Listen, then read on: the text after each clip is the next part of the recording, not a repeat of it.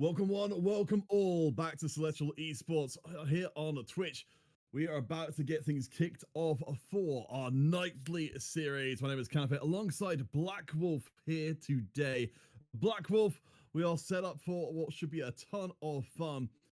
We've, across the season so far, we've been seeing a couple of different gauntlets being run by the Celestial squad. Previously against the Madmen, there are 3 different Celestial teams playing against 3 different Madman teams. The Celestial teams won every single one of those series. Now we've got a second series come up here against the Vortex crew.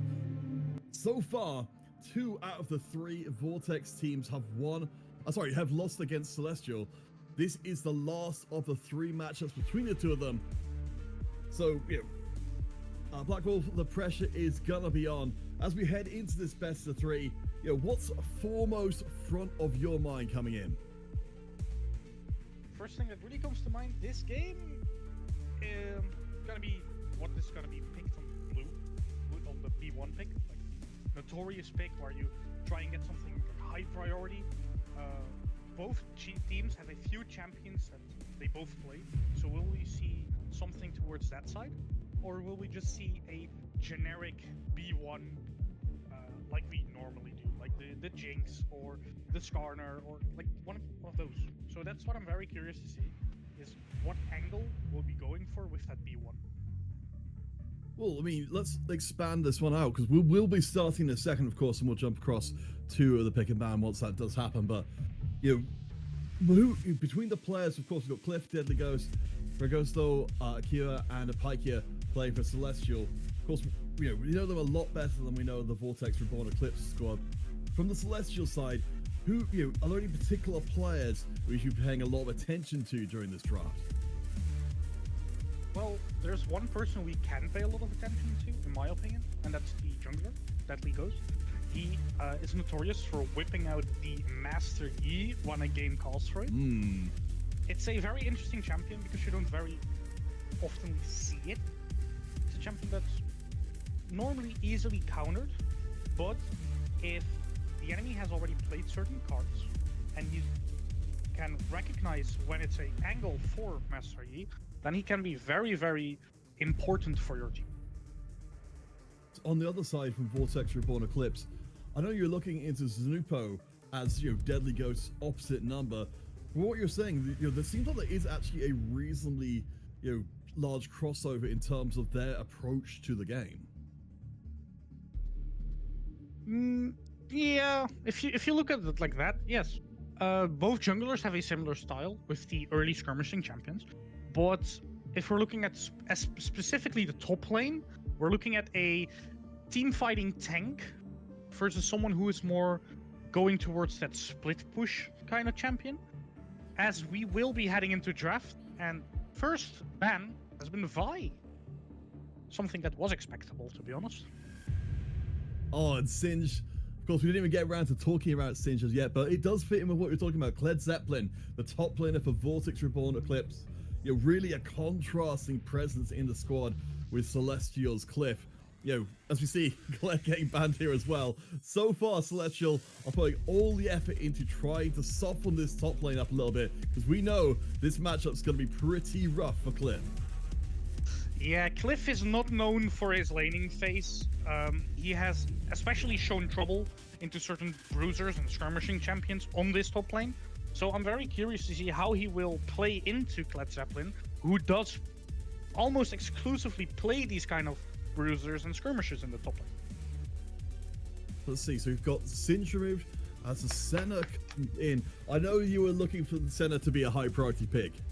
Yeah, both teams have a lot of games on Senna, but one thing we kind of do know for sure is that Vortex will likely play the Senna on the support instead of on the AD carry, since their support has so many games on this Senna. It's a big comfort champion. The issue is you don't have that much CC now, so maybe Celestial will start and abuse that with a Jarvan, as we can see. Okay, so we still don't know exactly what things are going to be looking for, but we did know that aggro could well be on the menu pretty heavily. Do you think there's still room to get the Master Yi in the mix? Since J4 has been picked up, I highly doubt it. but J4 is one of those champions that also heavily abuses immobile champions like Senna, because he can just easily dive on her. And we see this notorious combo with the J4 MF. J4 slams him in the Cataclysm, and MF finishes him with Bullet Time. Yeah, that's going to be absolutely horrendous. Akira and Pykia up against Linky and I Come in Peace from earlier on. So I like this from Celestial side of things. Again, the pressure on the squad to match up to their sister teams and complete the gauntlet. Udyr coming in. So for Zunimpo, you talked about this before. You know, we expected to see a pretty dynamic jungle matchup in this best of 3, and Udyr feels like he fits the bill. Yeah, to be honest, when I saw the J4, I was expecting the Kiana, because Kiana heavily abuses the fact that J4 summons another wall for her to stun it. But Udyr makes a lot of sense. He has this early skirmishing potential. He has better consistent damage throughout the fight than J4. Mel being picked up in the Asol. This draft has been going the way that I kind of expected it to go. Especially with the team fight side from the Celestial coming through. Makes a lot of sense here. Yeah, well, we certainly knew that Aurelion Sol was going to be one of the key pieces. Of course, Ferragosto in the mid lane, certainly very much playing into his wheelhouse. So we've got a few more bans coming through. It looks like we're seeing more punishment headed towards the top lane as Darius and Yorick are removed from the field. Shen out as well. So with Malphite gone, it seems like both teams really are playing from the same score sheet here. And we've yet to see what this matchup's going to fully look like. Yeah, the thing right now that we can see from both team comps, right, is Vortex is trying to deny Celestial with having this big AoE CC kind of top laner, but they can just pick it in the form of Aurel, like they're doing right now, by the support. And then their top laner still has the potential to pick anything he basically wants to. On the other hand, if we're looking at Vortex comp, they have Senna, they have Mel, they're hovering Caitlyn right now. They want to look for this longer range assault on this space dragon, who really shines when people are getting close to him, because then he can actually properly use his Q, doesn't have to waste his W on the first fight. Caitlyn is extremely good into Aurelion Sol. She can just easily trap his flight path. Very telegraphed.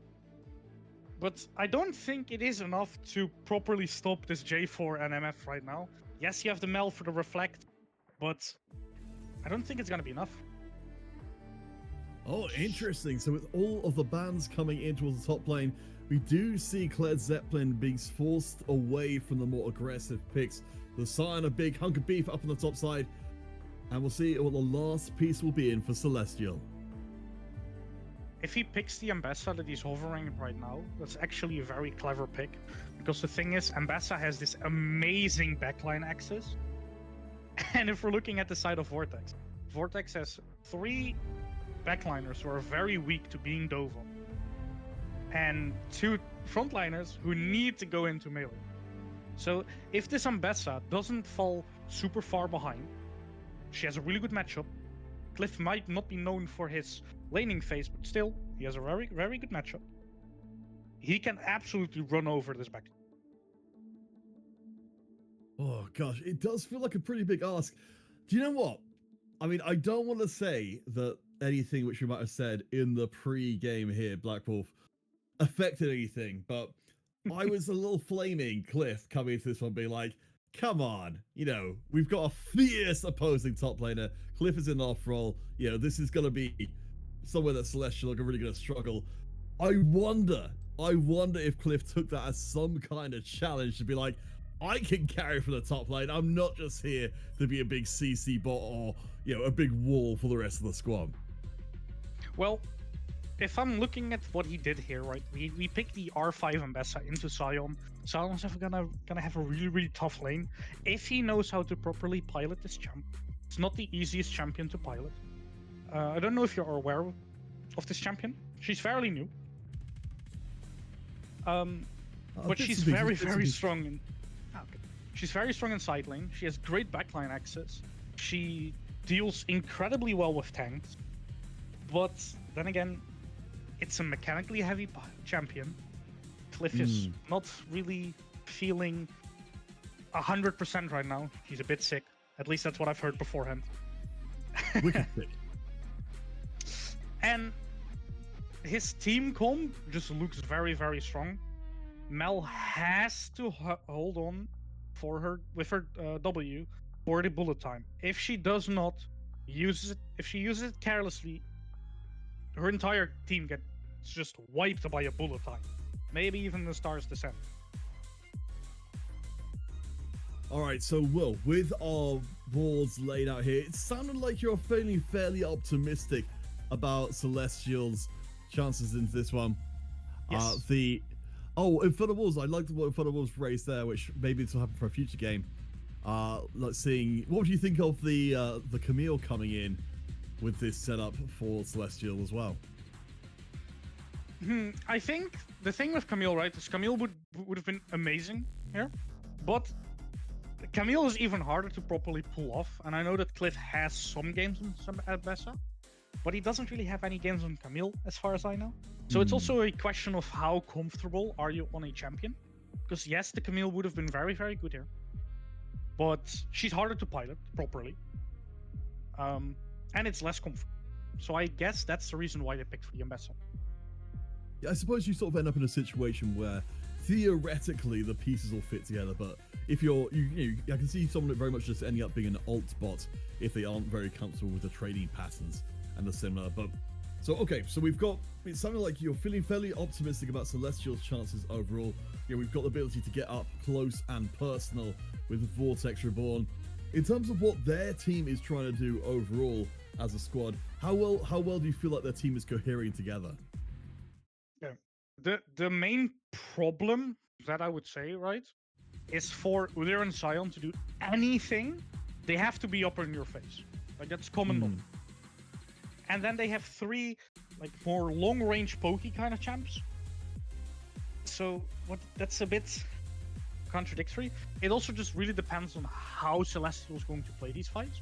Because if they heavily dive the moment they see them, then yes, Udyr and Sion are going to shine, because then they can actually properly protect their carries. But if we have a proper side angle and get a combo off, it's just in general Celestial has the upper hand when it comes to a team fight. Okay. And when it comes to side laning. That's definitely not the situation we were certain we were going to be in. Infernal had some other stuff to say. Saying that the Vortex is too little tankiness, the too little resources to allow for late game scaling. I want to kind of bring that comment in well with our junglers, because we knew that coming into this one, the junglers would be a big part of things. Snoopo from Vortex, Deadly Ghost from Celestial. Based on on how everything's played out overall, are we still expecting to see the junglers be a massive part of what happens in the early going? Sorry, if you just give me a moment. Could you repeat the question? I was fixing something. Oh, sorry. Yes, I didn't realize you were setting things up on your end. So, with Vortex was making a point about how they don't think that. Vortex. Infernal was making the point about saying that Vortex may not be able to protect their investments into their bottom lane of Linky and I come into peace, because they don't really have as much tankiness as they would that Infernal would like overall. I wanted to kind of like add that idea together with the kind of where we've ended up with jungle wise between the two teams. Should we be expecting to see things get spiraling out of control from very early on in the game? Well, so the thing is, on one hand, they don't have the best protection. On the other hand, I'm seeing a slight problem in production. Sorry. Didn't get a starting signal. Can I? Oh no. All right. Apologies, friends. We're setting up the technical aspect of things. We might need to pause for a second to get everything resynchronized. Make sure that we're all looking at the same thing at the same time. I'm at 0 thank seconds. you very much. Yes, thank you to our production for doing a wonderful job of putting everything together and trying to bring today's broadcast to you. Thank you as well, Infernal Wolves, for the point about the Zoom.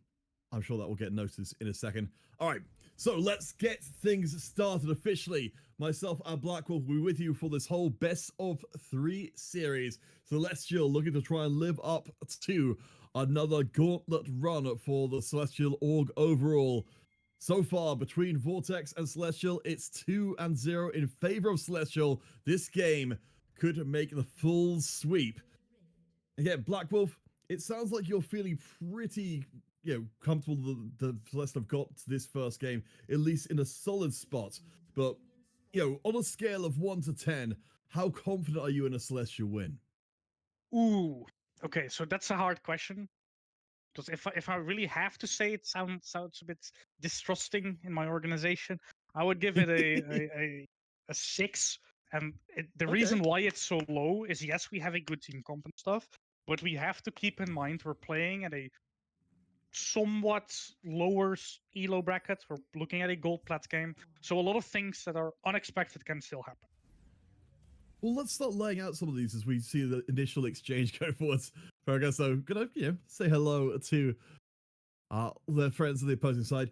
In these first 5-10 minutes or so, where should we be expecting the kind of flashpoints to occur, and like what kind of level of difference would that be making in the game if they go one way or the other? Well, the first thing that I'm like seeing already that I didn't expect is I expected Jarvan to path bot side here. Personally, he's deciding to path top.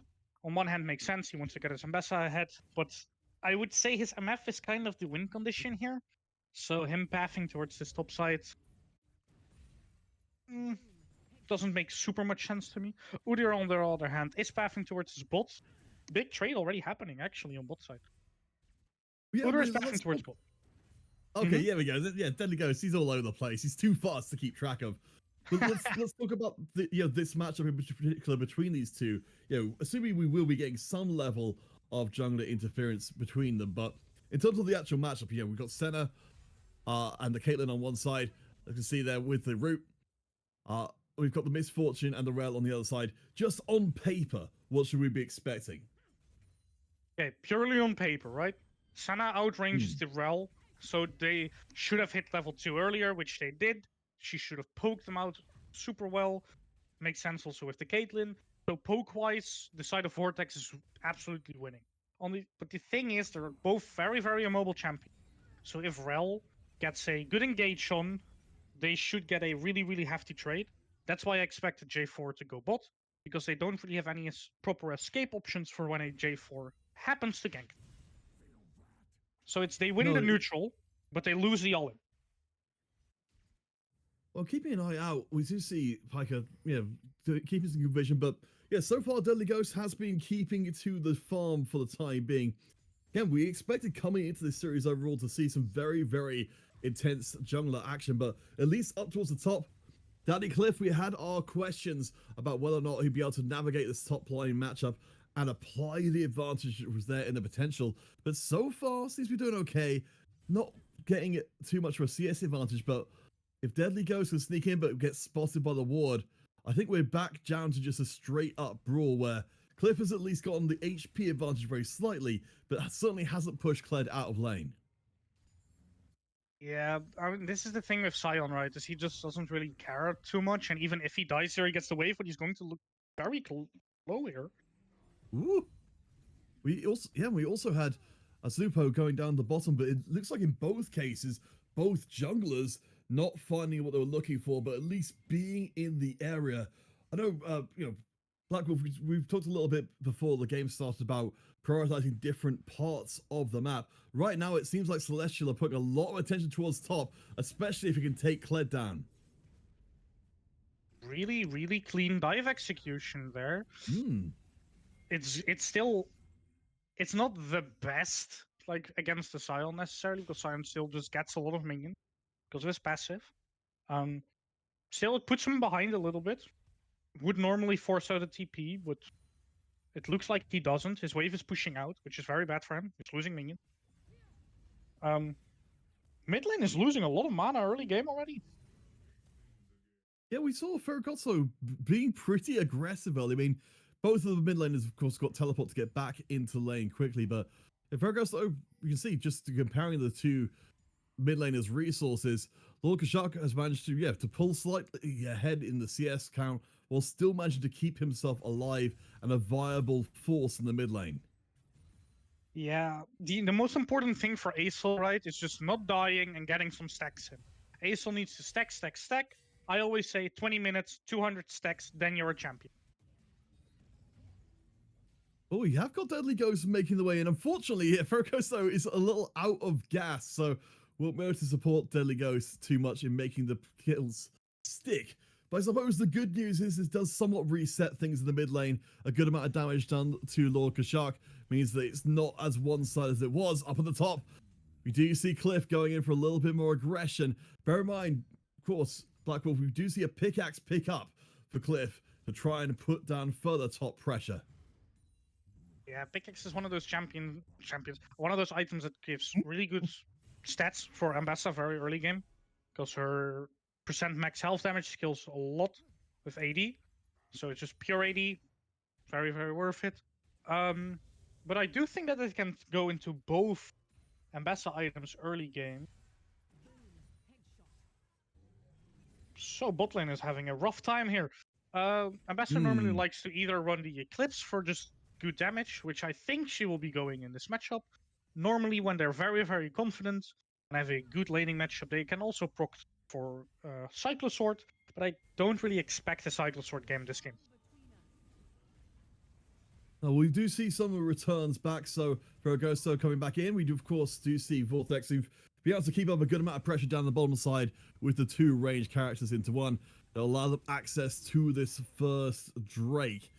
We do see some pings coming out from Celestial side of things, so they're at least being aware this is going on, but a little late to the play. We do see the collapse coming in from both sides, so Flash being burnt by Peace. That lack of mobility you mentioned before, Black Wolf, come back to biting them. Zoppo will be able to dance away, but it's looking like kill number 2 almost on the cards. Deadly Ghost, the rest of the squad flashing forward. And last bit of damage, Akira gets the kill locked down. I come in peace. Can't do anything about it. Celestial loses the objective, but at least it gets themselves a second kill. Good chase down. Oh, we actually see another engage coming out from the rel already. Just going for a little poke trade, I guess. Yeah, Fakeroo. Oh, yes, Ace will the W in. Oh, wait a second, yeah. All right. They're baiting us again and again, but you pointed out so well before. Linky gets locked in place. Cataclysm is beautiful. And this is even before level 6, Black Wolf. You were talking about how good the Celestial team was at forcing and locking down these plays. Even pre-ultimate, we're seeing how scary they can be. Yeah, this is definitely like one of the strengths if you're looking at the Jarvan, the Rel, the MF. They have such good synergy in the forms of team. But one of the things that I was expecting this game, and is actually happening, is MF is going for the first item Bloodthirst, but we see a top play. Ooh, yeah, aggressive. Cliff, again, it's been shocking us with how well this top lane has been. I mean, back from the pick and ban, it has, so many bans put in to try and make sure Cliff got this good matchup. However, Vortex Reborn, they've picked up the grass, so they are doing well objective-wise, even if they haven't gotten their first kill yet. They are doing extremely good objective-wise, but Cliff actually showed something there that I thought deserves a little compliment, if it's coming from Cliff at least. He buffered the onslaught, and he used his public execution to buffer it. So I'll give him a little compliment there. A backhanded compliment. For you, that was impressive. MF does be looking to go Bloodthirster here as she's trying to minimize poke. Also synergizes incredibly well with her champion. Ace in the hole being used for some poke. Yes, I do like that recognition as well. I mean, we look at the, I don't know if our producer would mind swapping us over with X to the gold display, just so we can kind of see where everything lies. Thank you. So down the bottom, we actually can see that Akira, I think thanks to that kill coming in, has managed to keep up despite all that poke coming through. Yeah, it's just... Ooh. MF still has like great last hitting with her passive. Even though they're pushing into her constantly, yes, it's been mentioned in the chat as well that MF is his lane bully champion. But that doesn't... Oh, Udyr with the gank on bot lane, looking for an aggressive play. There's the stun coming through. Looks like there might be just enough tankiness there. Nice deployment of the ult. We've got the Fleet of Warfare locked down. And I mean, you could just see there was no hesitation whatsoever.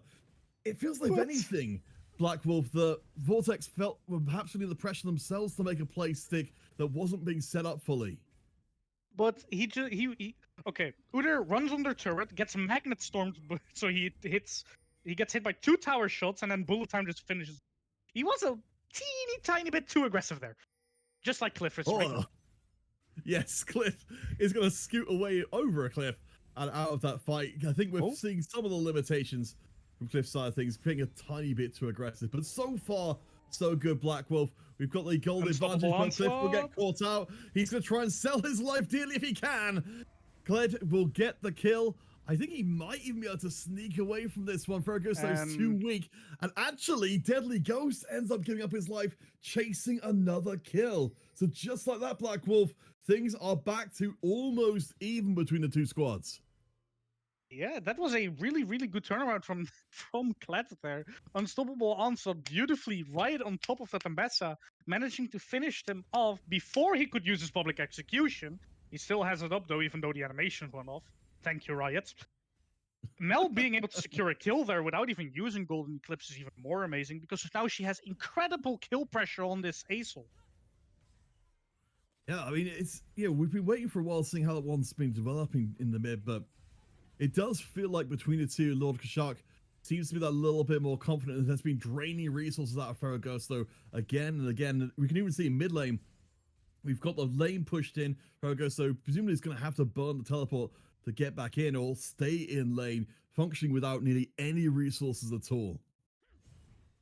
Yeah, the roughest part for Aesol is this early game, and he just doesn't have any mana right now. He's getting absolutely shoved in constantly. Cliff with the trade, using all his abilities, barely getting out of that slam down. We're grading on a grading cliff here. He's being a bit too aggressive, I think, with how much health he has lost. Well, that's the thing, while we ended up in a very different top lane match than we would have been expecting, which was, to see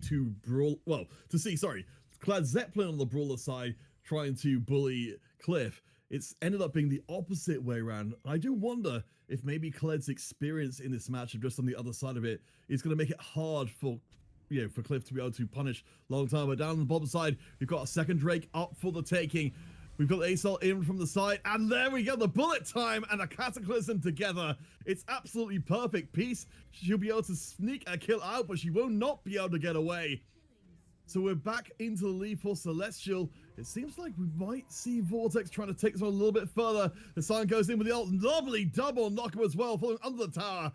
And Lord Kashak will lock down the kill. So no Drake taken, but Celestial forced away, and Vortex, they've got the room. Oh, that Mel damage though, like she's opting to go for a little bit more of a bursty build. I think it's very interesting, especially against their team comp. Would make a lot of sense. You want to try and get the carries out as fast as you can. MF being a bit greedy here. Spectator syndrome coming up. Deadly Ghost coming in from the side. This is 2 versus 5. He steals the Drake. Deadly Ghost, a phantasm of the Rift. He is sneaky as anything. The rest of the squad are starting to arrive. Deadly Ghost, I think, is going to have to give up his life for that Drake. Shark with another kill. Kled Zeppelin on the backside, falling away from the fight as quickly as possible. The Aesol damage is good, but it doesn't seem like any kills will land. Bear in mind, Cliff is not part of this fight. He's in the top side right now, taking the top tower. That was a unexpected turn of events. I thought we were gonna have the classic, like, lower elo spectator syndrome, where we're just looking at a team taking Drake. Asen Hole coming out, being blocked away by the Rel. Very close fight. Yeah, that bloodthirst you mentioned before, definitely going to be coming in useful to try and keep those kills going through. But let's take stock of where we are then. We're coming up on 15 minutes. It's basically dead even between the two teams. Objective advantage slightly across the Vortex. In terms of scaling for the squads overall, who are we favoring most, given that we've kind of come to a little bit of an impasse here? We see a big ulti from Aesol coming through on the Mel, barely managed to kill. Not kill, sorry. Well, if we're looking at scaling, one team has an Acel, right? So that's the thing. The other Hmm. team might have a Scion, but Acel just has really great tank shred. Ambassa has great tank shred, so we wouldn't have too much trouble with that side. Yeah, Mel can be very scary in the later stages of the game, but in general, I think Acel just makes up for a lot on the side of Celestial.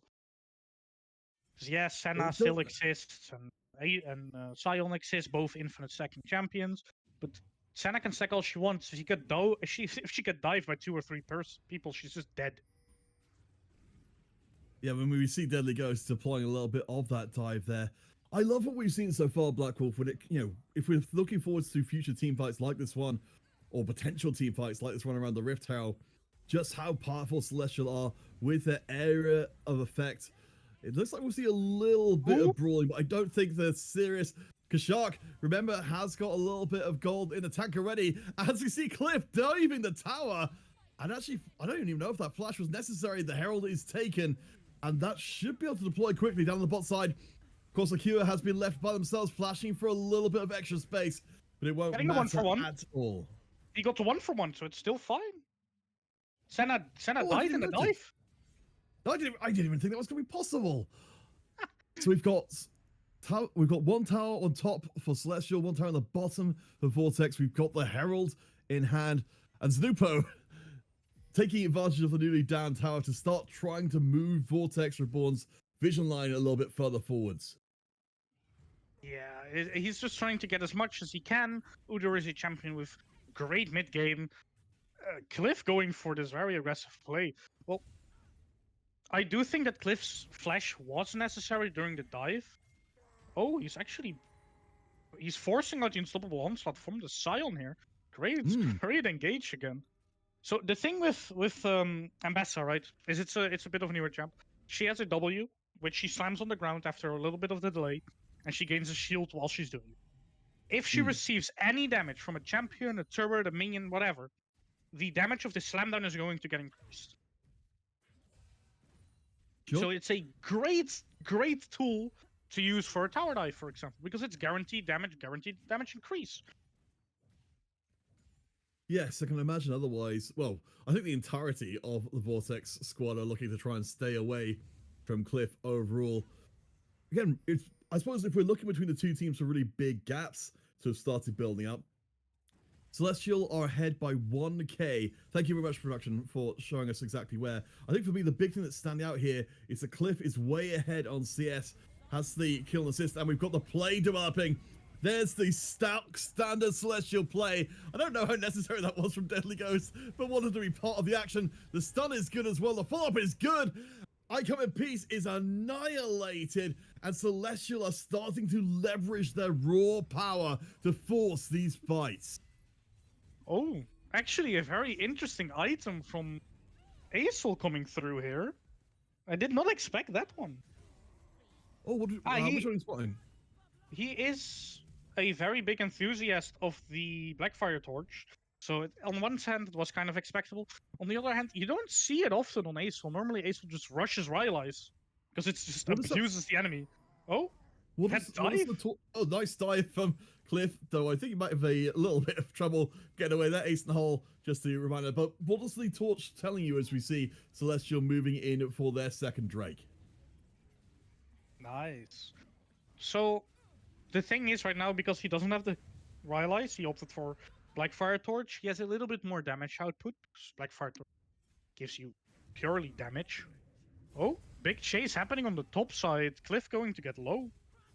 I think Cliff's completely screwed at this point. I get cash from Sinopo, but sorry, you were saying with the torch. So the torch gives you more damage, right? But we didn't really necessarily need that, in my opinion. I think Rylai's would have just been 10 times better here, but that's just my opinion. What do you think that's kind of telling us about Faragosso's, like, how he's perceiving his role in the game if he's going for more damage over utility?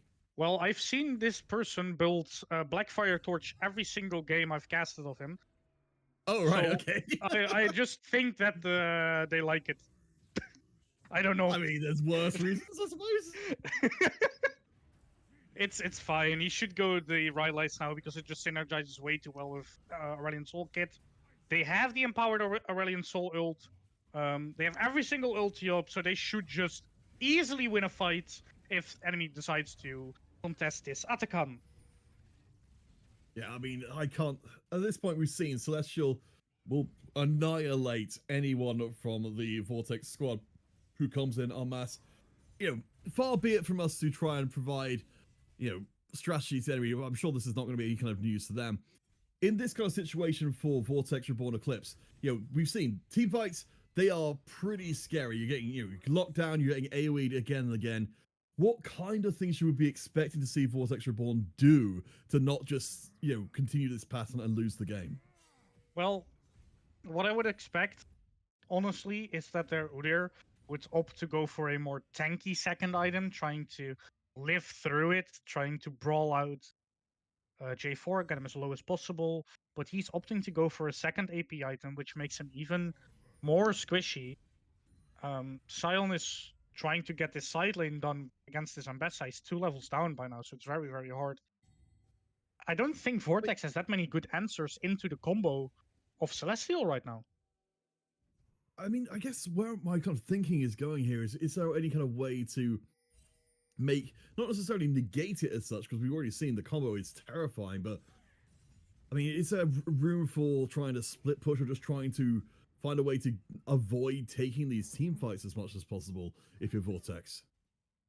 Honestly, I don't think you do, because Mel is... Oh, we are looking at a play right here. Oh, Deadly Ghost gets caught out, so this time Celestial trying to set up a play, but maybe that's one of the keys we can be looking for from Vortex is Celestial, in this case, maybe overstretching themselves into territory where they didn't know exactly what was there. Yeah, if somebody overextends, then we have to capitalize on that, get a piece of the combo down, then we have a chance on winning. It's very risky. They still have Magnet Storm, they still have Bullet Time. The thing that you mentioned with, is there a possibility for them split pushing? He's taking a lot of damage for no reason. Did it for the flex. Okay, so the thing is, right? Malice is very, very immobile champion, so she cannot properly side lane. If she does not have a wave behind her, Aesol just goes for the fly and burns her down with his breath. Sion cannot properly side lane into Ambessa. Ambessa just kills him every single time he tries to. So that's the thing, right? They don't really have any other choice because they lose in side lane and they lose in team fight right now. So they need to capitalize on enemy mistakes by catching them out in that kind of situation. I mean, we've certainly seen that that it is possible. As you saw from Deadly Ghost there, he can engage really well, but he's got limited ability to get out of trouble. But you're right, it feels like the ball is in Celestial's park here. They've got the gold lead. Certainly in terms of map presence, I mean, Celestial's got a great setup down towards bottom. You've got the towers taken all around the place. So that so much of Vortex Reborn Eclipse territory is not theirs to fully control. Yeah, it's just, and the major thing, right, is the longer this game goes on, the more damage this Aurelion Soul is going to do. Yes, it also goes for the Senna, but the Senna just gets blown up by Aesol. It's the issue. With the Rylai's in place, it feels like it's a kind of a telling thing to follow on to what you're saying there, that so far Ghost though doesn't have any kills but does have 5 assists and a good amount of CS as well. Celestial as a squad, I mean, they're slightly ahead on the curve, but it still feels like we're waiting for that full potential to be realized as the Drake gets started up. It looks like Vortex actually might be willing to fight this one. They looked at like they are. The thing with Aesol is he doesn't need kills, he just needs stacks, and it looks like he's stacking up really nice this fight. Oh god, the Drake goes down, and then immediately the follow-on combo is there. There's no answer from Vortex Reborn. They must have seen that was going to be coming, get into a confined space, and get annihilated. Yeah. The other scary thing right here is, right, we are trying to move into a position... What are we doing? Deadly Ghost. I've casted Deadly Ghost before, so I feel more willing to give him some crap here. It's the second time in a short while. What did I just witness? What Yeah, did I let's just... leave the Deadly Ghost part for a moment. Cliff, let's take some time to recognize what Cliff has done in this game. We were giving him crap coming into this one, at least I was, saying like, he's old, he's in the top lane, he's just going to be there as a, basically as a filler for the squad, but he took on a mechanically complex champion into an extremely good opposing top laner, and he seems to have proven himself so far, even if the squad overall is getting caught a little bit more than we would like. Yeah, but Udyr has left his bot lane unguarded, and they just die for it. He doesn't even get the kill on Bessa here. Oh boy. So we've got Udyr pressure. finally getting some tank items, by the way. Yeah, it feels like there's so many people as Nubo gets destroyed. I think from the Vortex Reborn side of things, it feels like, a lot of their players are just feeling like they need to be the one to bring this game back. But as the moments pass by, the gold lead continues to grow slowly but steadily. Cliff falling back for the time being, but we've got now 2 kills on Ferragosa's Aurelion Sol. We've got 3 Drakes in hand for Celestial overall as a squad. And again, that gold lead that continues to grow. Every sign is looking good for game 1. Next fight is almost guaranteed to be won, since we have the empowered Aesol ult, we have Sky's Descent for it coming up. So another thing with like their comp, right, with Celestial comp, if they move early to an objective, it's incredibly hard to move into their space because they have the MF, the Rel, the Aesol. It's just almost impossible to walk into a space they already control. They have such good zone control. And if you get killed by Aesol once, Senna being a bit left alone here. Cataclysm is up. Will you use it? Oh, Deadly Ghost, you can just start. I wonder if Deadly Ghost might start getting a little bit more gun shy, being that he's been lured into Vortex territory again and again. But to return back to your point about the zone control, because it feels like that's so important with the objectives coming up. I mean, Vortex, they've lost so much ground here. They can't. It doesn't feel like they can get to the objectives to contest that in control before it's set up. Yeah, it's really hard because they don't really have any good lines on the map because this Ambessa is constantly pushing. So they're moving into enemy space every single time. So you have to move into them. Well, it's incredibly hard because of their team comp. And another scary thing about their team comp is Aurelion Sol is a reset champion. Many don't realize this properly, but Aurelion Sol is a reset champion. Every time he gets a kill or assist, his W cooldown gets reset by like 90%. So he's just going to fly around the fight every single time he gets a kill or an assist.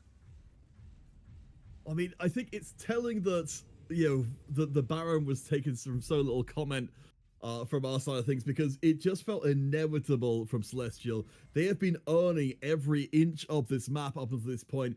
And the Vortex weren't even going to try and contest that Baron take at all. It's just showing how little control over the map they have in general. Yeah, Celestial was showing some really good discipline in the side. They gave away the early objectives that they couldn't take, and now they're dominating the objective. Udyr is not going to die here, but he's going to go half. We've got the next Drake coming up shortly, I believe.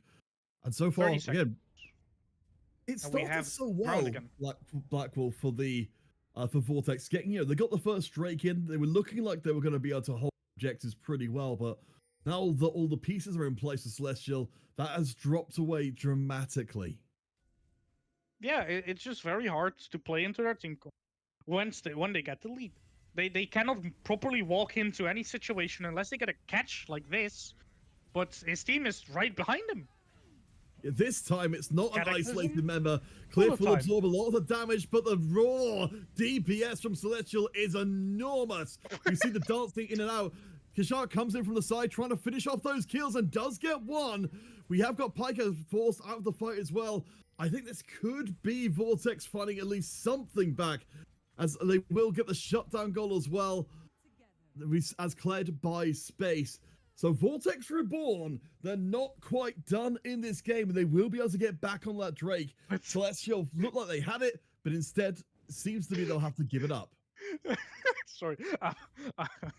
I'm laughing a bit because J4 got hit by the Senna route, and he was like, "Ah, nah, I'm not the only one getting rooted. I'm gonna EQ into my carries." Oh, speaking of people getting rooted, Danny Cliff are going to be able to plant the tree. Peace is out of the equation very quickly. The reset here from Celestial is very quick, so the Drake's still not taken. But Celestial are back in position with enough of their members to drive away Vortex. So I'm really surprised, Black Wolf. I thought that would be enough time to get the Drake and start resetting the game for Vortex. But Celestial Baron too recalls. quick to get back. Baron recalls, and Bessa presses teleport, and Aurelion Sol right now is on a stack amount, which gives his W an incredible range. Like his W right now covers, from let's see, he's flying right now, right? He's going from mid inhib all the way to Krogs. That's quite a distance, so that means he has incredible rotate potential, especially with a fast base that he got from Baron. Udyr being called out here. Quite a predicament. The Vortex are going to try again to try and draw in members of Celestial, but this time the numbers are not favoring them. Akira picks up kill number 8. Do you want to take a second to recognize the Misfortune player as Celestial are just overrunning the defensive line. It doesn't seem like Vortex Reborn have got too much left in the tank. They're dropping kills left and right. They're dropping objectives. I don't know if we can, Lilith, if we can see the gold difference again. I just want to take a second to recognize how much of a difference there is between different positions. So about 3,000-4,000 just up in the top side, a couple of thousand in mid, and a couple of thousand towards the bottom. Celestial are firing on all cylinders. They're going into the base, Black Wolf. There's no fear whatsoever, but this game isn't completely done. Of course, every game still has turnable, especially if we start making plays like this. No offense. Deadly Ghost is being a bit kamikaze at some moments. I think that's fair to say. The scariest thing right now, right, is this Aurelion Stall just keeps stacking. His E is already at a 16% max health execute, and his Q already does 14% max health per second. So Jesus. He just does damage. Nothing else to say. He hurts a lot. Yeah, he's got a fully stacked Dark Seal, and he's here for business. I think this is every second of this game that goes past Black Wolf is getting back for that laning phase before, but the engage coming in from Vortex Reborn. They need this play to stick, but they're going right into the teeth of Celestial. There's so much damage, and the rest of the squad is not able to follow up in the way they would like to. Instead, the Scion Kled just runs out his passive. Cliff will create a little bit more space, and ultimately, I don't really know what Vortex got out of that one. I mean, that was a really good showing of what I was saying during... MF? Okay. Come really on. Good showing of what I was saying during Champ Select. Acel dies here as well, by the way. The issue with the comp from Vortex is, yes, they have the good go-in with the Udyr, with the Scion, they don't have any follow-up. Yes, they just didn't seem to be able to at all. It's kind of weird because you feel like, especially with the Scion there, we saw like a sort of a microcosm of what the game could have been under more even circumstances. The Scion goes in, but yeah, just the lack of follow-up there. It feels like there were, exactly as you said, that there were problems there from the very beginning, or at least from the very draft we came into game one with. Yeah, like what we saw there is Scion sees an angle, he runs down the mid lane. Yes, he does find an angle on Aurelion Sol. Yes, Udyr can follow because of his movement speed. The rest of his team is just too far away because both their frontliners are very, very fast. If they want to play a fight like that with the Scion ulti, how they should play it is Scion plays for side lane, which is very, very hard into Ambessa. And then he notices his team is looking for a fight, and then he ults from his side angle. He ults through river, he ults through jungle, so that his team is still in range to follow up on his knockups. But they weren't there, so they didn't have any damage. I will say, like, if we do see that kind of play being made by Vortex, we've still got Lord Kashak, who currently, he's got 8 kills, more than the rest of the team combined for Vortex. So if we just see something being set up, but I mean, of course, again, the map control for Celestial is enormous. The second Baron will be locked in. The gold difference continues to grow up to now nearly 10,000 in the advantage. Inhibitor down in the mid. Well, it feels to me like Black Wolf and Celestial are kind of, feeling like We're this game just is done already. we're We waiting still for got one them to last end. push. The thing that you mentioned is yes, Mel has 8 kills, but Mel is also the queen of skill stealing. Let's see if she can steal a couple more. I think this one, I definitely get the impression Celestials think it's done. We've got 2 down inhibitors. We've got pressure out the wazoo. As I say, Loka Shark really the only one who's in a position to do anything about it at all. Gets clumped down to almost dead immediately. And Celestial, I think, are just going to walk this one in. We've got super minions in 2 lanes. All the inhibitors now down. And I suspect, perhaps not in this wave, but soon we'll be seeing those Nexus towers fall as well. Yeah, we're just waiting for the tempo lines to sync up, but they should sync up very, very soon. Waves being cleared, and you cannot stop 3 big waves like this when Baron is up. If they actually clear the waves. So, I mean, looking forward to game 2 then, assuming that we don't see anything too crazy happen. I mean, I'm sure there'll be one more fight. Perhaps we might even see a Celestial going back and picking up the Elder Dragon just, as a guarantee that there's, a 0% chance of a comeback. This game has obviously, it's gone very well for Celestial. What do you feel like were the biggest, points for them in their favor that's led to this eventual outcome? Well, biggest points for them in their favor is just if they have a winning top side. Oh, Udyr is going for that steal, but I don't think he finds much success here. No, I mean, they got a heavily winning top side, so it's just there's a big threat the entire game. Nobody can really stop him solo, so they have to send 2 people. They outscale on mid heavily.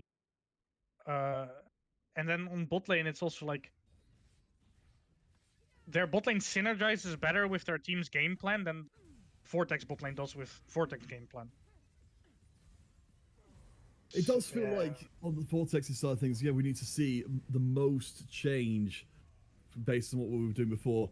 I mean, well, we'll discuss that a little bit more as the time closes in. Celestial definitely taking their time to cross their T's, dot their I's here on the end of this first game of the series. To remember, of course, the Celestial are trying to complete the gauntlet that their sister teams have started up against Vortex to go the full clean 3-0 across 3 different games.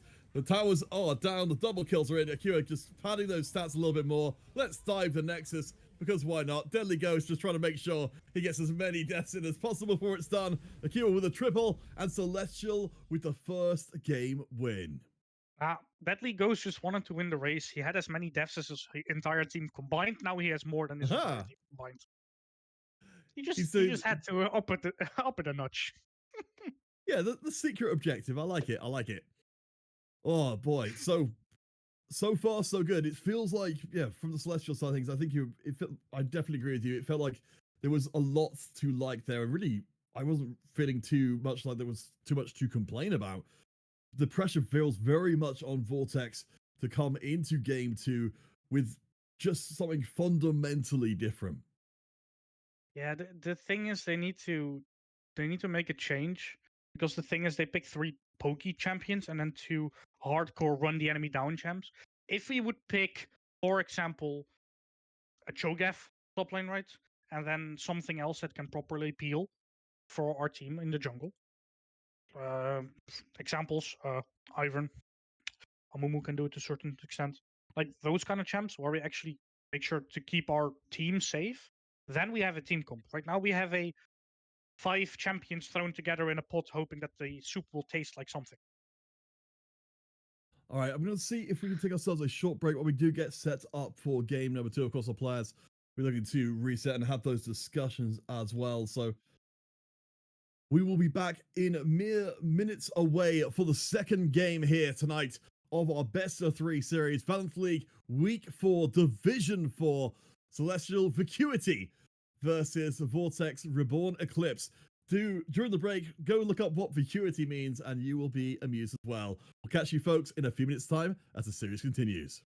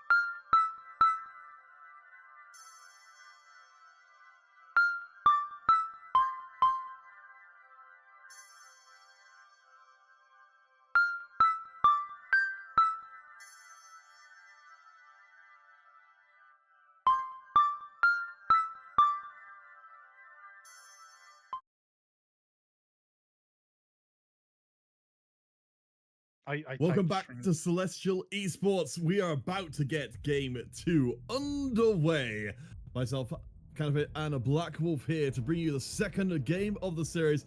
Black Wolf, so far so good for Celestial to try and complete the gauntlet of defeating every Vortex team. But again, for anyone who is just coming into us late, the first game of this best of 3 series is already done, going pretty definitively in Celestial's way. I think we need to focus most on Vortex Reborn now, switching across to the red side. What do you really want to see from them pick and ban here to turn game 2 around? We already saw their first adjustment with the Misfortune ban. So they're trying to shut down the standard big AoE combo. There's still a few other things they can do. I don't really know if Pharah plays Orianna. That's a very strong champion. We are hovering the Ambessa on B1 this time. I'll say it honestly, I don't like it. Yeah, Sivir. Sivir makes a lot of sense. Both ADCs like it. They're the most played champions in solo queue. It's a safe champion. It's not the best in the meta, but it's a safe champion. Can certainly do a lot. There's the Kiana. Most comfortable jungler from the side of Vortex. 120 games this season. So I'm expecting something. Not a lot, I'm expecting something. Well, that's the thing. We ended up in a situation where it seemed like we were in line for some real big action coming out of the jungle, but ultimately, a lot of failed ganks, not really paying out the way we would have liked. Interesting. We are going to see something a little bit different dynamic-wise. Well, the Sejuani pick makes a lot of sense, because Sejuani doesn't really die to the Kiana. The Aurelion Soul being wiped out already, that means they're gonna have to pick something strong in side lane. Oh no, don't pick Vex. No. Okay, I have a grudge against that champion, we don't talk about it. The thing with Kiana, right, is she struggles to kill the Seju. She's incredibly strong, but she just needs setup. Right now, she doesn't have proper setup for her ganks. They need something like a Nautilus, like a Leona, like a Rel on their bot lane, so that Kiana actually can gank bot lane. They need something with gank setup on top. Kiana doesn't do that super well for herself. Since, she has a root with her Ice Q, but I wouldn't say that's super reliable and it doesn't last long. No, it feels like it's relatively telegraphed overall. So we've got, it looks like support going to be hit pretty hard from the Vortex Reborn. We're still going to see how this all plays out. As we see another, again, we've seen now 4 bans, I believe we saw in game 1 as well, towards that top side. So it doesn't, of all the places I would have expected to have seen things change in game 2 from Vortex, I would have expected them to maybe prioritize the top lane a little bit more.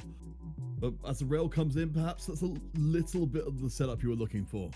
Yeah, but the issue right now is we're playing full dive into Sivir, and we have played all our cards. They know we're playing full dive. They just have to pick some anti-dive right now, and we're all fine. Because if we pick something with great neutral game, with goods like Granada, with great anti-dive options, they can't just not touch us. That's the thing. Granada completely shuts down their entire game plan. Nunu kinda does the same, but I don't... Is it gonna be a Sejuani top then? Or is it just a troll over? I don't know. We'll see in a bit. Okay, it's Maokai. Okay, so it's gonna be 2 of the same idea. Yeah, it's gonna be Maokai top. Basically, what we've done here is we picked the Maokai, we picked the Seju. Seju is not really in the greatest position. Normally want to pick her with 2 melee characters, so you can actually proc her E passive as fast as you can. But we have great disengage into the enemy comp who's playing full on dive. Emperor Penny, Emperor Pound. The Camille comes in. We were talking about her in the game, or at least in front of us, I believe, as a possibility. Yeah. So it seems it's interesting to see the shoe on the other foot here as we come into game 2 of the series. Celestial were able to win all the fights they wanted to. Now Vortex, at least, in game 1, it felt like well, your biggest problem with the setup for Vortex was that their team wasn't all pulling in the same direction. It feels like from what we're seeing here, that at least is not a problem anymore in game 2. We do fully commit to all having the same direction we want to go into, right? But now the issue is we already played our full hand by 2-3 picks with Kaisa, Kiana, separate immediately. So we show the enemy, okay, we want to play dive. So all you need to do now is play counter dive. And we hard committed to dive. Enemy has great anti-dive tools in the forms of Maokai, in the forms of Civ, in the forms of Renata. So it's going to be really, really hard for Vortex to properly play into Celestial this game. Unless they're super far ahead when they come out of laning phase, it's going to be rough. One of the big things they have going is they have Camille. And Camille is going to be a menace in the sideline because we don't have anyone who can properly manage the Camille on the side. So we're going to see another thing that we saw last game, but then from the Ambessa. She's just going to sit in side lane, soaking up pressure. Somebody needs to sit there, maybe even 2, if we want to try and kill her. Well, yeah. So that's the question I want to float with you here, is that while Celestial have got a lot of tools in the toolbox to try and negate the engage from Vortex, I mean, in terms of what they're trying to do as an overall game plan here, are we just, is Celestial just going to be trying to, negate that engage and have Ferragosto kill everybody eventually?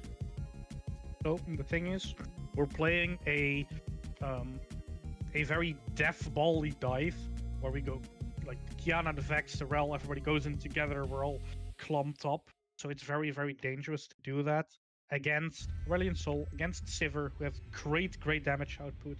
We have Renata, who's going to press hostile takeover. Good luck hitting your entire team. Like you're going to hit yourself, which is very, very dangerous in the forms with champions like Camille, like Kiana, like the Kaisa a bit as well. So that's what I'm really worried. So if yes, a big part, of course, of game 1 were the fights around the objectives. I'm assuming that we're kind of going to end up in a sort of roughly similar situation here. That we've got a lot of the sort of same component parts. So, we haven't got the bullet time for Misfortune. While we do have some amount of AoE, in terms of overall game plan here, it doesn't feel like, at least when Celestial are fighting around objectives, that it's at least as much of a foregone conclusion as that it was in game 1. The thing right now is the enemy is playing a team comp that has a really easy time going in. So the danger is if we set up a Drake, we need really, really good vision because they can properly just go around all angles, have incredible pressure, because when they collapse from multiple angles, their team comes very scared.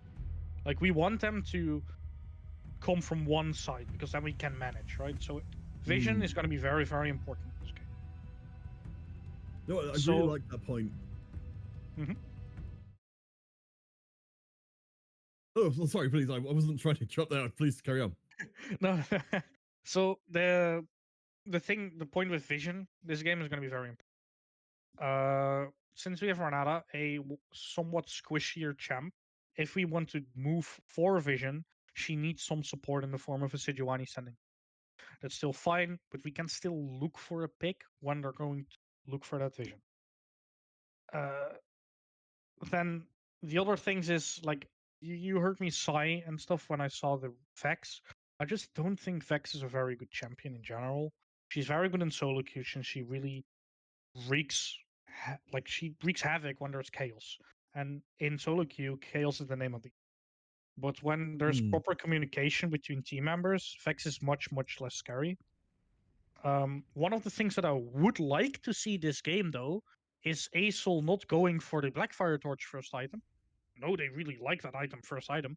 But the thing is, if you do that, you don't have really the health to properly survive something.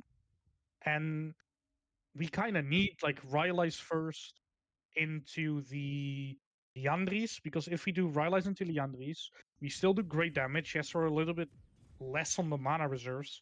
That's going to be fine later on the game anyways. It's just that if we do that, we have enough health to survive their full first burst, hopefully. Hmm. And that's the important thing.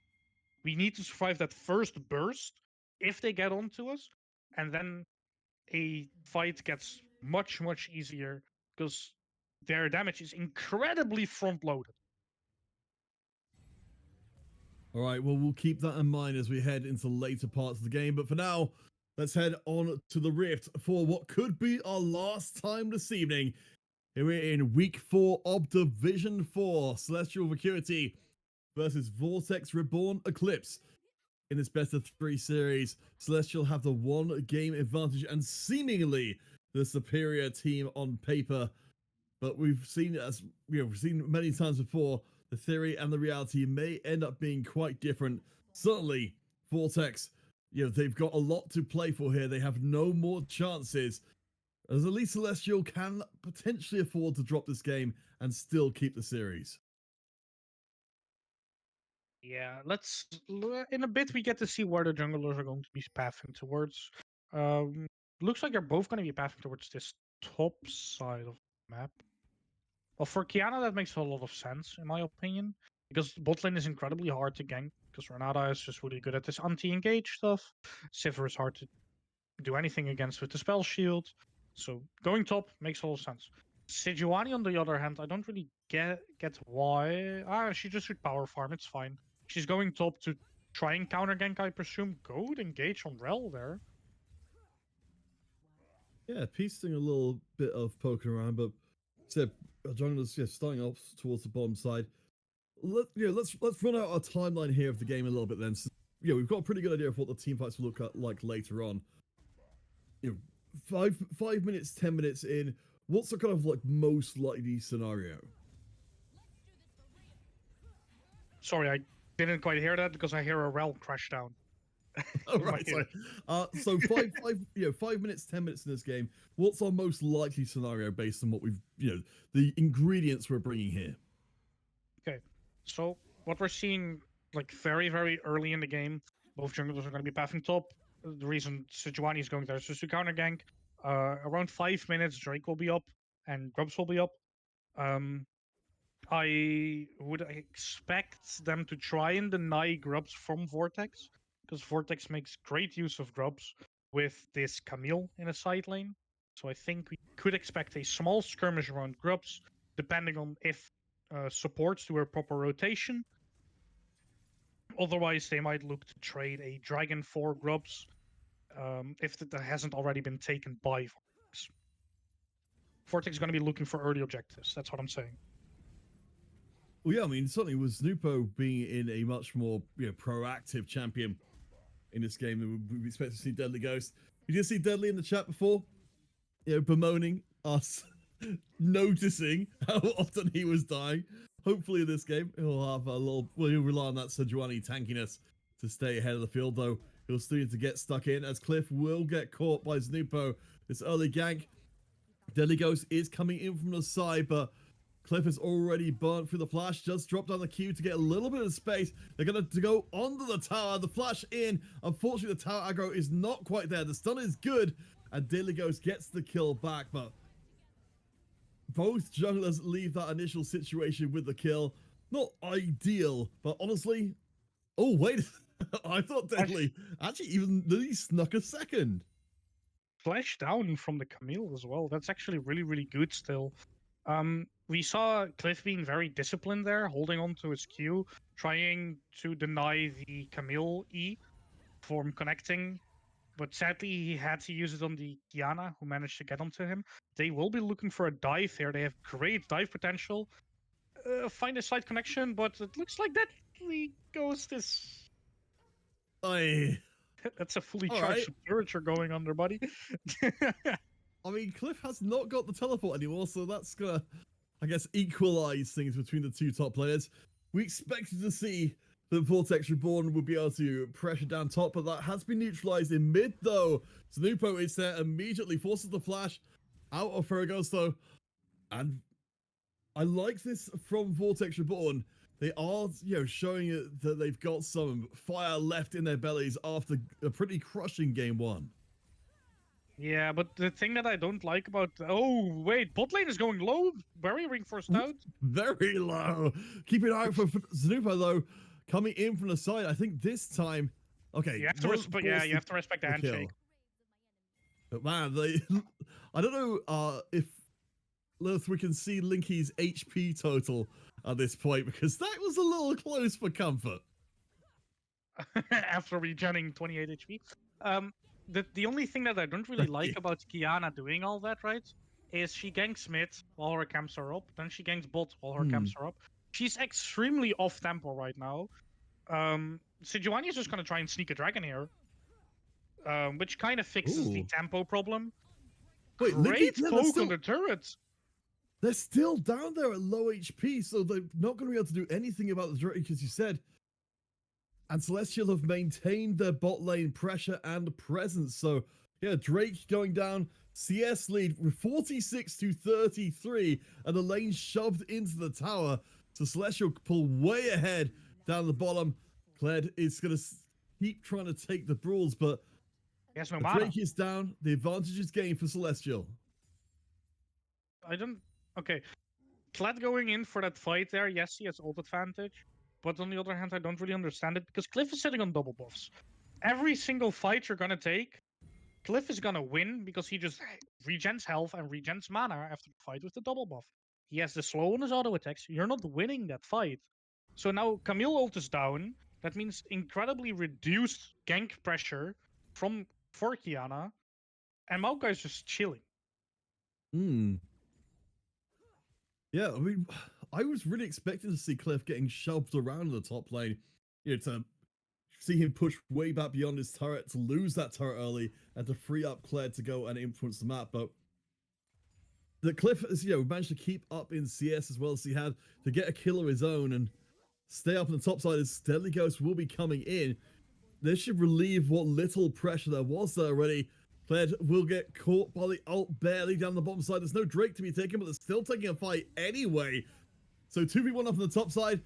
We do have the this last kill coming in. Ferragosto will be locked down, and I didn't like this from Celestial. They didn't have the numbers 4 versus 3, so they drop a kill back, but there will at least be a little bit of top side pressure. Yeah, so the thing that you have to keep in mind with Cliff being pushed around a bit, he's playing Maokai. Maokai does incredibly well into melee matchups early on because it's hard for them to stick onto Maokai with the Q that knocks them back and slows them right after. So it's very hard to stick on Maokai. And yeah, they don't do that much damage together with the Maokai and Sejuani, but they just CC chain you for so long. Grub's being picked up here, no? Yeah, it looks like it. I mean, certainly Deadly Ghost, far from, his over-adventurous form before, which led to a lot of deaths, has been really on top of these objectives. But this time, Ferragosto is actually going to abandon Deadly Ghost there. The grubs do get taken, but Ghost, I don't think, can get out into the loving arms of Zeppelin. And at least, I suppose, this time for Vortex, Reborn, Eclipse, they are able to respond to get back the kill in trade for the objective. But they do get the grubs here, which is very, very good. Sivir would just auto-attack this turret even once. She still gets it. A small trade happening on top lane here, nothing much happening. The thing with the grubs being picked up here, right, is Sivir is showing us how much of a push advantage she has. So she's constantly shoving in his wave. Shoving in the wave, shoving in the wave, shoving in the wave. Now that we have grubs, we can actually start to force plates. And what you would like to do here is, since Kai'Sa's base is Renata backs off, so that Sivir gets a solo plate, but it's all fine. We can still just share it, it's fine. But we get so much more tower pressure on this bot lane now that we have these grubs. Magnet Storm coming out with a Killer Instinct follow-up. Kieran staying a little bit too long. We do see the Boomerang Blade providing a little escape valve for the squad overall, but yeah, well, what we saw there is something that we're gonna expect the entire game. Oh, we get Dovon, and then we just press on the hunt and hostile takeover. Bye-bye. With the upgraded boots in place already for Akira as well, it feels like a good recognition along with the barrier that things could go wrong but you've got enough tools there to be able to negate and push back. So we're 10 minutes into the game, Black Wolf, and right now Celestial are in the lead. You can see that, of course, the CSing down the Beautiful bottom is dive. very good. Zupo goes in, lovely ultimate. Oh, no, I'm not really sure if that was the ultimate there. Zupo gets the job done. A very brief one there. The tower dive is good. And I was about to say, yes, the Supreme Spare Talent doing some great work.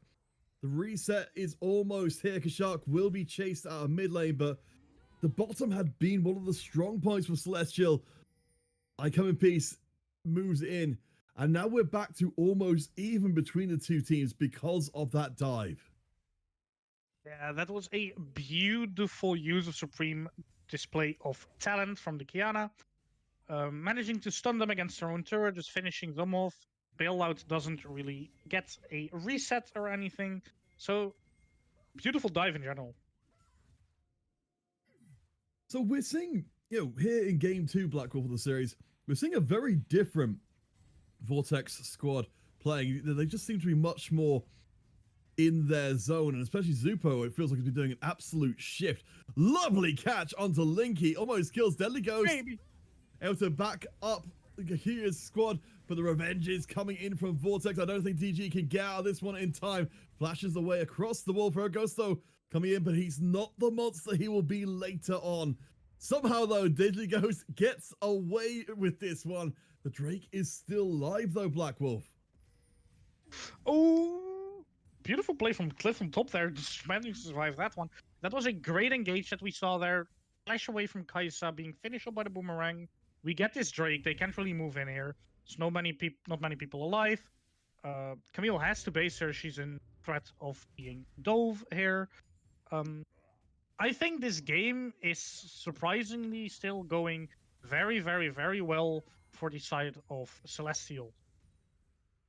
The only thing that I'm kind of scared of is what I mentioned earlier, with Acel still going for Blackfire Torch first item, not having that much health that he would like. So that's going to be scary. Acel is going to be able to blown up even on one item. Yeah, it feels like there's still some room. I mean, Zupo has been working absolutely an overtime shift in here in game 2 to try and put the team on his back as hard as is possible, but objectives so far belong, I think, pretty much exclusively to the Celestial squad in terms of tower plating. The Grubs, the Drakes, they've all been Celestial so far, and the gold has crept back up again. Even despite those the Kiana dive down the bottom, they weren't able to get any tower plating at all. Yeah. Oh, good fear from Vex coming out. We see a gank coming up. Flash being forced out. Glacial Prison is just gonna catch this Camille. Should be a kill. Yo, that amount of CC. Ooh, that's a good flash. That was a good flash. We've been here before. The tower dive. Cliff, I think, gives his life up. So that will be a shutdown onto a Maokai of all things. But that does mean Deadly Ghost is there to get the last bit of the tower locked down. Yeah, Maokai had the shutdown. Camille got the shutdown. So that's a bit scary. But we do get first tower here on Deadly Ghost. Yeah, we just see a lot of skirmishes going around right now. It's just Celestial has been able to get a lot of objectives with this turret. They already got 2 Drakes. They had Grubs.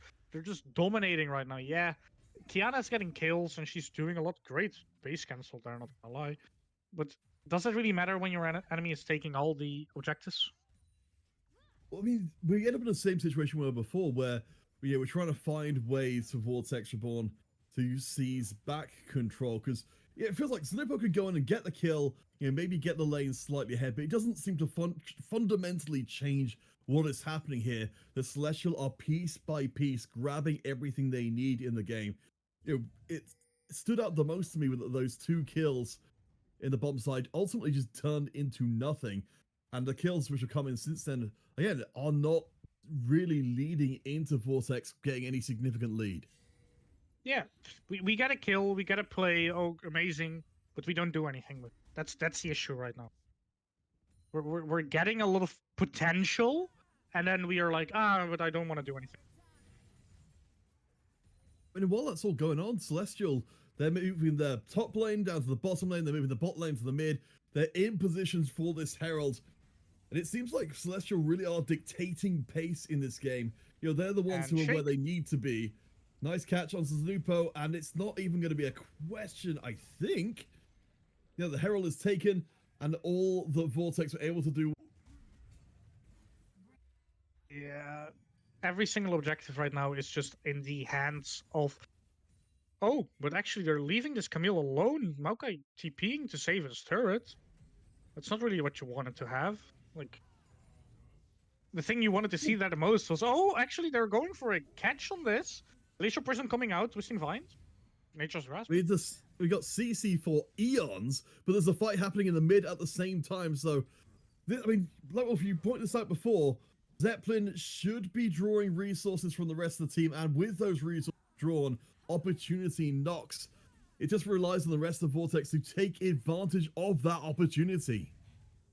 Yeah, but it doesn't really look like for making use of that opportunity since all our ulti cooldowns are down anyways. Oh, Shiver getting poked out Almost. quite a lot. Hostile takeover still being available, so it's incredibly tough to dive right now.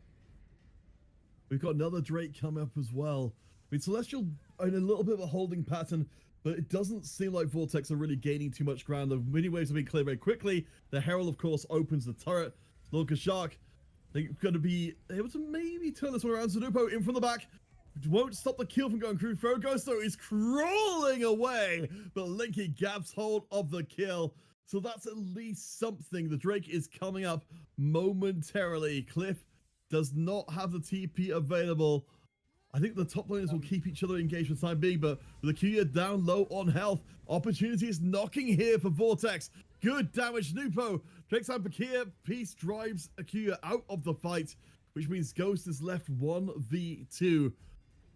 Ghost doing a remarkably good job of beating Linky up. Flashes forward. He's a monster. Deadly Ghost, the biggest carry on Celestial, picks up his 4th kill of the game. Ferragosto in to try and avenge the Phantom, but no, he will find no more.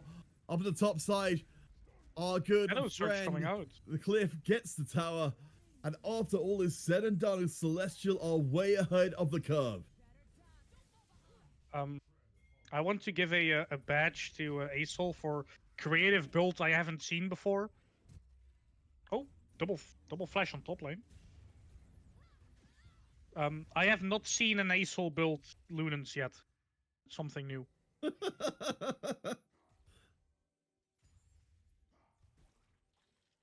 Yeah, that's also a special scenario. Our Kai'Sa is building crit Kai'Sa, while the enemy has Maokai and Sejuani just gonna be standing there. Renata is going for the special little Renata build where you go even more like random bullshit go. That yeah.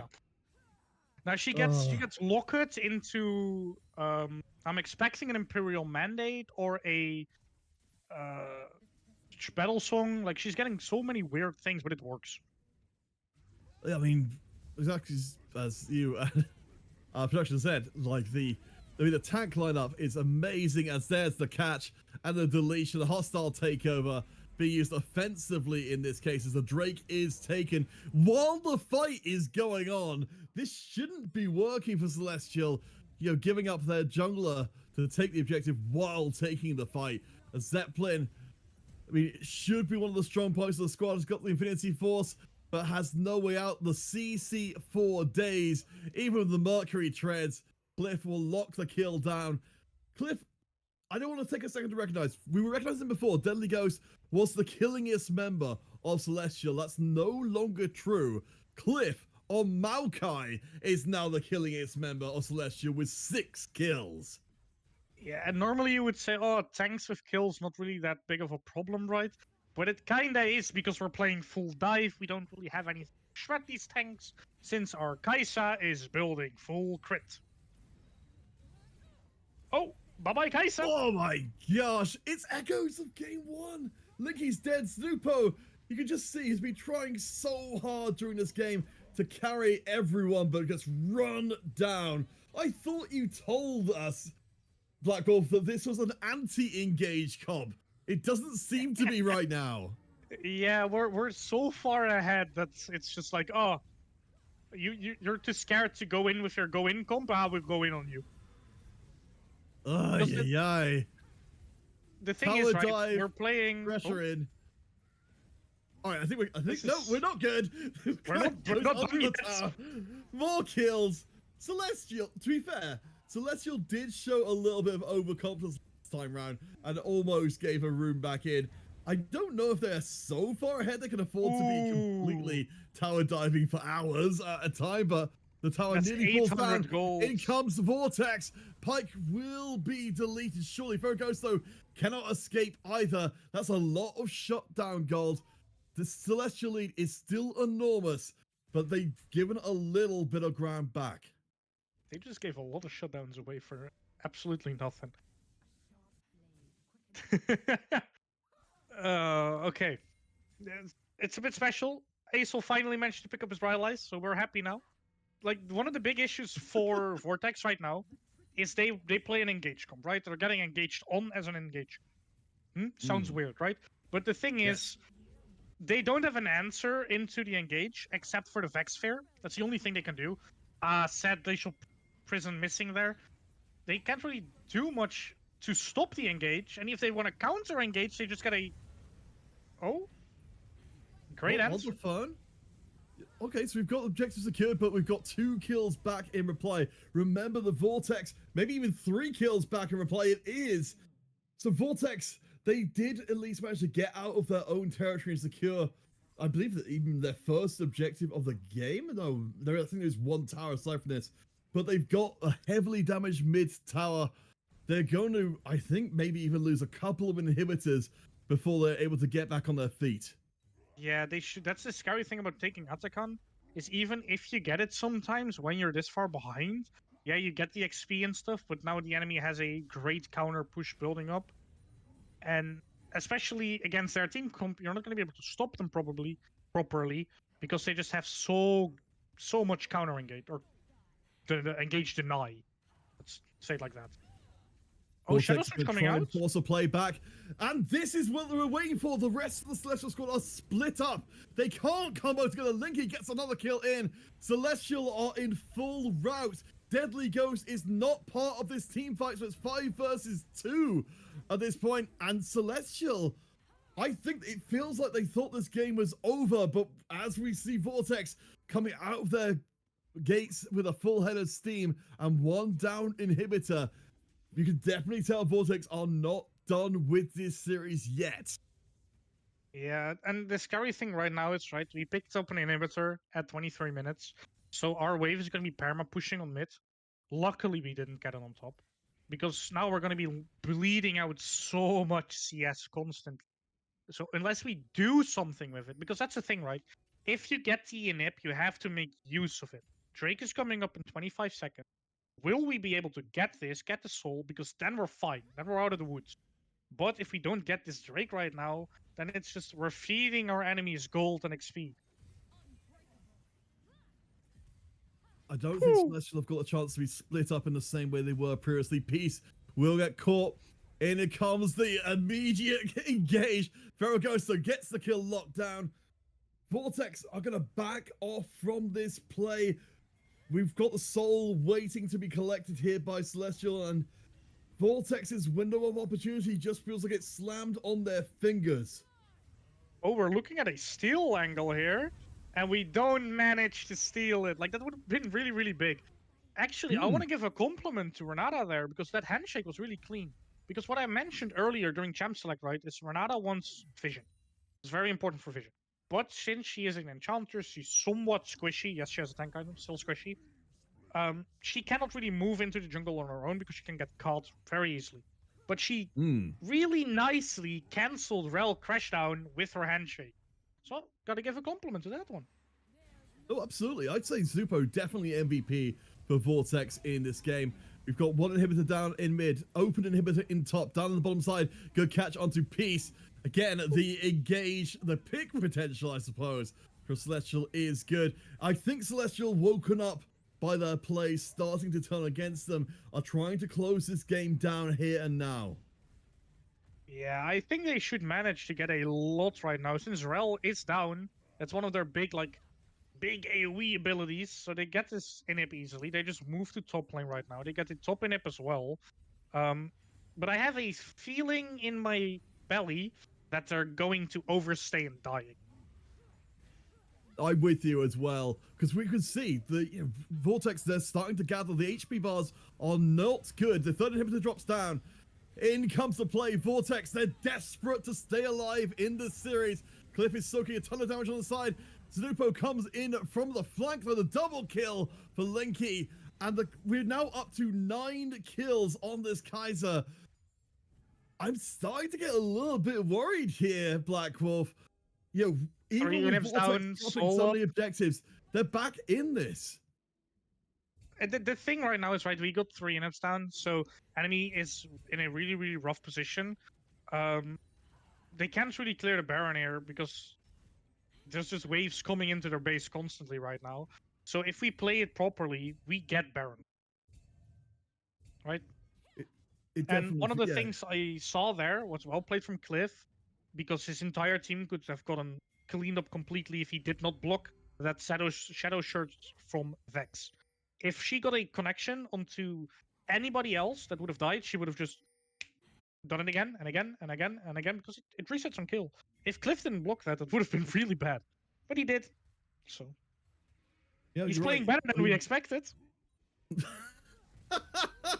The feud continues. We will not compliment Cliff in any manner. The Baron is starting up. The super minions are pushing in, which means that it will have to be a desperation play. Snupo is up for the challenge though and steals the Baron. That was the last hope for Vortex Reborn, and they get it. The double kill back in from Ferragosto means that this is a Baron bought in blood. The triple kill. The super minions are knocking at the Nexus. We've got all the Celestials say, you may have got the play you were looking for, but what you're getting next is a little bit less than you could have hoped for. The towers are so fragile. The minions are here by the bucket load.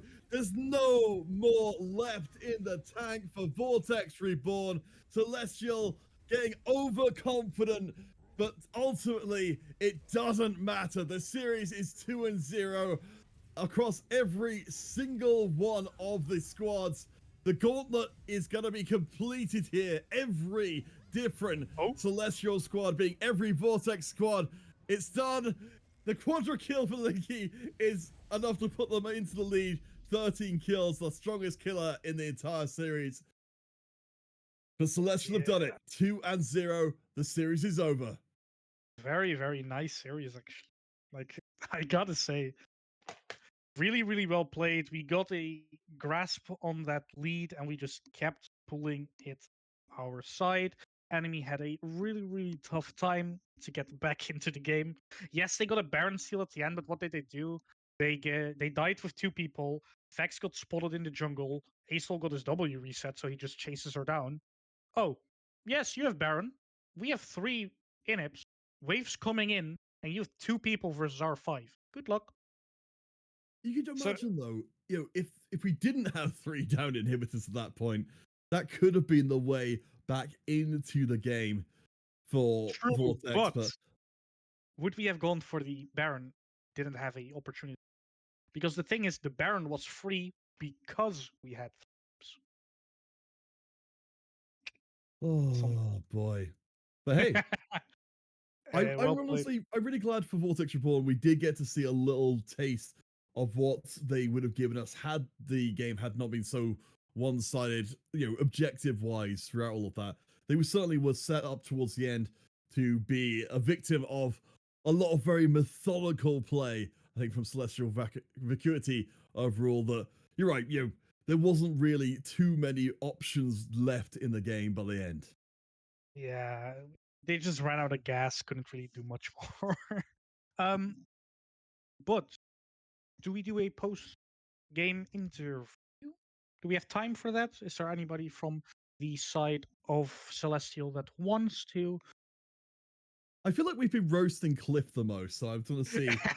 I'm going to see if we can get Cliff on, or maybe both. Maybe Farah as well. I think we were, especially from game 1. I think there was a lot to talk about there. The Ferragosto and the Aurelian Soul. I know that, of course, Black Wolf, I'll leave the intricacies of the understanding of those matchups to you, but I definitely feel like Ferragosto are making a huge impact there. So we'll see if we can get both Cliff and Ferragosto in. Should we? I don't know. Should we try and fit any extra roasting in just before Cliff comes online? Can we think of anything else mean to say? Cliff, you were a big Inter. He was totally not, but it looks like they are waiting, so all right, well, let's see if we can get them online. They can come in if they want. Yeah, I'm pretty sure Cliff can bring people in. There we go. Wonderful. We have Cliff and Ferragosto on the line with us right now. Again, congratulations on the series win and completing the gauntlet along with the other Celestial squads. I'll ask the obvious question because it always bears asking. From both of you, how are you feeling post-series? Yeah, it was a lot of fun. Yeah, very fun. It was good. Fun games. Let's go Cliff, then Ferro with each of these ones, because I realize the synergy isn't quite there as of yet. But I'll pass across to Blackwell in a second, but I guess this is mostly for Cliff, but also Ferro, if you've got anything to input as well. What were you, as a squad, how are you expecting tonight to go? Was this, was this all the plan, the way it played out? What do you mean in like picks or in the way the games went? Both, honestly. I mean, we don't really plan picks too much. Obviously, we practice a lot of things in scrims. And then they sort of go into a pool of the things that we're probably going to play going forward. And in terms of how the game went, I mean, I think we just kind of expect to sort of sweep through most of the teams. We weren't really that threatened by Vortex. So, yeah. Yeah. Wow. Okay. Confident, quietly confident, let's say. Was that true? Was that true for you as well, Farah? Yeah. So we picked the champs we like. We picked the champs we think we are good, and yeah, it just works. Well, Black Wolf, I know you would, particularly interested. One of the things we got Farah online was to ask about the Aurelian Soul part of this equation here, played across both games. So please, let's get into the nitty gritty. Oh, the nitty gritty. What a way to put that. Well, one of the things I was very curious, right, is you in game 2 in particular, you guys decided to blind the ASOL, and they reacted with the Vex pick. Were you generally happy, scared about that pick? Any expectations about that laning phase? Nah, I'm not. No, I don't think Vex really threatens, especially the way it got played, because it was very, I don't know, scared. She didn't really go in on top of me and threaten me. So I was just happy scaling, getting my CS and waiting for a mid game. And over the 2 games, were you happier with the Vex or the Mel match specifically? Well, the good thing about the Mel matchup is she can deflect anything. So yeah, I'm just free to do anything. I'd get more scared of like an assassin. So like the Kiana in mid lane would have been more scary than a Vex or a Mel could ever be. My final Aurelian Soul related question, right, is this was the most thing that gave me the most bells ringing in my head. Why did we opt for the Luden's Echo? I'm very curious about that. So I'm in the Aurelian Soul Reddit, and I've seen a lot of Aurelian Soul players opt for the Ludens, especially into the more squishy teams, which they had. So I was like, yeah, I could have gone Seraphs and it would have been better for sure, but some more survivability against. For sure. But I think I wouldn't have needed it. I've played him before, the opponent mid laner, and I know he doesn't really threaten me that much. So it's safe to go more aggressive and be stronger late. Okay. Well, thank you very much. I suppose then as a last part to today's, looking forward to the rest of the season. Kind of where have you? I suppose again, this is mostly going to be for Cliff, but of course, Farah, please input as you want. But like looking forward to the next 3 rounds, I believe, that are left of the tournament overall. how confident are you feeling as a team? So far the run through the Division 4 has been exceptional. And I believe you guys have not lost. Yeah, no losses so far. Do you think is that going to maintain to the end of the season? I think we still have yet to play the two teams that could threaten us in Baron Steelers and Frostbite Titans, but we've had better games against the teams that we've both played. So, the opponents that we've shared, we've performed better against them than they have. So I think I'm personally quite confident. I think next week is the real, big test where we play Baron Steelers.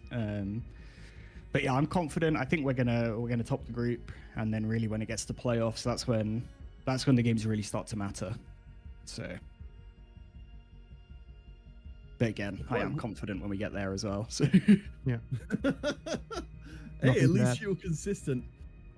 Blackwolf, before we let these two go and to celebrate the win, anything else which is burning a hole, in terms of questions coming out of that series that you've got for us? My questions always are related to champions and picks and matchups and stuff. I was surprised how well the Camille Maokai matchup was going. Is that something that happens more often? Because they picked the Camille into your Maokai, right, Cliff? So, bro, people don't know. Maokai is so criminally underrated right now. This champion is actually disgusting. And if you ever play a melee into it, you're trolling. Because I just get to free proc Grasp, I get to free proc my passive. I mean, it's impossible to kill me unless I make a mistake. As long as I'm avoiding the true damage second half of her Q. So every time she ever press Q, I just back off and wait for the Q to go, and then I get to fight again. It's such a free matchup. I can knock her out of her E, I can root her out of her E. It's horrendous for Camille. I don't know why he picked her. Yeah, that's something I was questioning myself. Because they R5'd it, right? Yeah. I blind picked the Maokai. I was expecting... I don't think this guy has a very big pull. I mean, I'm not sure if you've seen his solo queue account, but it's 260 games of Singed, 40 games of Kled, and then everything else is 10 and below. So I think once the Singed and Kled are out of the picture, he's really far off of comfort.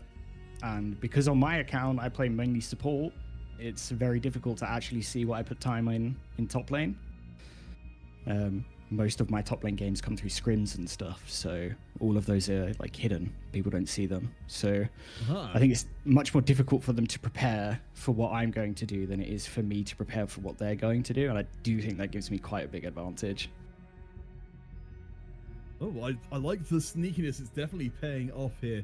Well, as we close out things this evening, I guess I'll ask from both of you, what do you want, the Celestial Esports community to hear directly from you? What's the kind of take-home message from this evening? Looking forward, of course, as you mentioned, to next week. We'll be playing against the Baron Steelers, and again, going forward. So I was hearing a lot of confidence there, but what's your kind of the big picture for Celestial, at least as far as Vacuity goes? We're gonna win. Me and Deadly Ghost are gonna get our back-to-back Div 4 wins, and Akuya's gonna finally win a split for the first time ever, and Farah and Piker are gonna pick up dubs on their rookie splits. That's what's happening. That's what we're gonna do. All right, confidence. We love to see it. Well, thank you so much for joining us, and congratulations on a devastating 2-0 series again, completing the gauntlet and keeping the Celestial name very, very spick and span. But that will be all for us this evening. Again, thanks to Lilith, our producer, for making today's broadcast possible. And thank you to all you fine folks who've been in the chat supporting today's stream and also letting us know what you thought about the games as they were progressing. So in terms of streams coming out from here, it's Mondays and Thursdays streams going forwards. Ultimate Esports will also be starting. They will be on Sundays, so they have not started as of yet. But again, in a week's time, it will be up against the Baron Steelers, so we shall see how the rest of the season progresses. For now, though, thank you everybody for joining us this evening, and we'll catch you just a little way down the line.